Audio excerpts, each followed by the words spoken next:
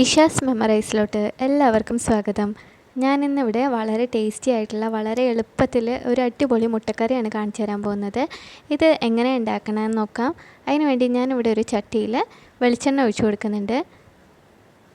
എണ്ണ ഒന്ന് ചൂടായി കഴിയുമ്പോൾ ഇതിലോട്ട് 2 ഏലക്ക, 2 പട്ട, 2 ഗ്രാമ്പു ഇവ ഇട്ട് കൊടുക്കാം. ഇതൊന്ന് നന്നായിട്ട് പൊട്ടിയതിന് ശേഷം ഇതിലോട്ട് 2 സവാള ചേർത്ത് കൊടുക്കുകയാണ്. ഞാനിവിടെ സവാള നൈസായിട്ട് കട്ട് ചെയ്തതാണ്. ഇനി ഇത് നന്നായിട്ടൊന്ന് വഴറ്റിയെടുക്കണം. ഇത് പെട്ടെന്നാവാൻ വേണ്ടിയിട്ട് നമുക്കിതിലോട്ട് കുറച്ച് ഉപ്പിട്ട് കൊടുക്കാം. ഇനി ഇത് നന്നായിട്ടൊന്ന് ഇളക്കി കൊടുക്കുക. ഉള്ളി ഒന്ന് ട്രാൻസ്പെറൻ്റ് ആവണ വരെ നന്നായിട്ടൊന്ന് വഴറ്റിയെടുക്കുക. ഇവിടെ ഉള്ളി നന്നായിട്ട് വാടി വന്നിട്ടുണ്ട്. ഇത്രയും മതി. ഇനി ഇതിലോട്ട് 2 പച്ചമുളക് കീറിയിട്ട് കൊടുക്കുകയാണ്. ഇനി ഒരു പഴുത്ത തക്കാളിയും കൂടെ ഇട്ട് കൊടുക്കുക. ഇനി ഇത് നന്നായിട്ടൊന്ന് വഴറ്റിയെടുക്കണം. തക്കാളിയൊക്കെ നന്നായിട്ട് വെന്ത് വരണം. ഇവിടെ തക്കാളിയൊക്കെ നന്നായിട്ട് വെന്ത് വന്നിട്ടുണ്ട്. ഇത്രയും മതി. ഇനി നമുക്കിതിലോട്ട് പൊടികൾ ചേർത്ത് കൊടുക്കാം. 1/2 ടീസ്പൂൺ മഞ്ഞൾപ്പൊടി, 1 ടീസ്പൂൺ മല്ലിപ്പൊടി, 1/2 ടീസ്പൂൺ ഗരം മസാല. ഇത്രയും ചേർത്ത് കൊടുത്തിട്ട് നന്നായിട്ട് ഇതൊന്ന് ഇളക്കി കൊടുക്കുക. പൊടിയുടെ പച്ചമണം എല്ലാം ഒന്ന് മാറണ വരെ നന്നായിട്ട് ഇതൊന്ന് വഴറ്റിയെടുക്കണം.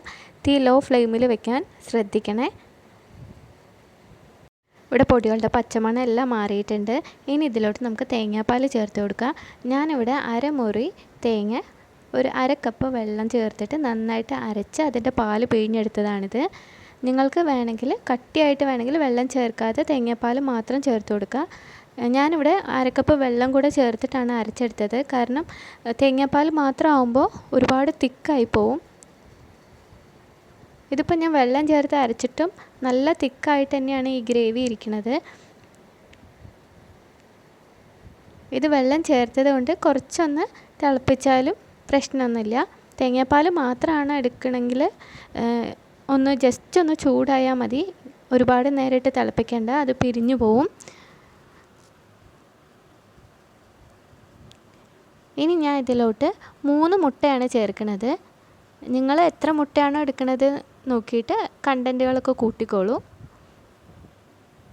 ഇവിടെ ഞാൻ 3 മുട്ട ആയതുകൊണ്ടാണ് 1/2 കപ്പ് തേങ്ങ എടുത്തിട്ടുള്ളത്.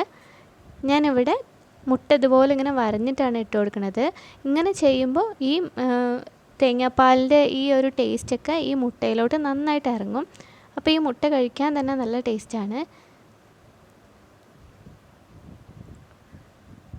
ഇനി ഇതൊന്ന് ഇളക്കി കൊടുത്ത് ഒരു 2 മിനിറ്റ് ഒന്ന് അടച്ച് വയ്ക്കാം.